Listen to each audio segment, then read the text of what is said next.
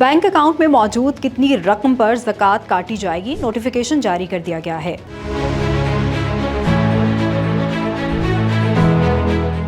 वजारत तखफीफ गुर्बत व समाजी तहफ़्फ़ुज़ ने रवा साल बैंक अकाउंट से ज़कात कटौती का नोटिफिकेशन जारी कर दिया है। इलामी के मुताबिक यकम रमज़ानुल मुबारक को खुदकार निज़ाम के तहत ज़कात मिन्हा की जाएगी और इस साल वो तमाम अकाउंट्स जिनमें 5,03,529 रुपये से ज़ायद रकम मौजूद होगी, इनसे मुकर्ररा शरह के मुताबिक ज़कात काटी जाएगी। सेविंग अकाउंट, मुनाफा और नुकसान में शराकत वाले अकाउंट्स में मुख्तलिफ डिपॉजिट इसमें शामिल हैं। ताहम जिन खातों में रकम मुतलाशुदा हद से कम होगी वो इस कटौती से मुस्तस्ना रहेंगे। बैंकों को हिदायत की गई है कि कटौती मुकर्ररा तारीख पर खुदकार तरीके से की जाएगी। शहरियों को मशवरा दिया गया है कि वो अपने अकाउंट्स की सूरत हाल से आगाह रहें और अगर किसी को शरई तौर पर इस्तिस्ना दरकार हो तो वो मुतल्लिका बैंक से पेशगी राब्ता करें। अपडेट्स के लिए देखते रहिए VNews.pk।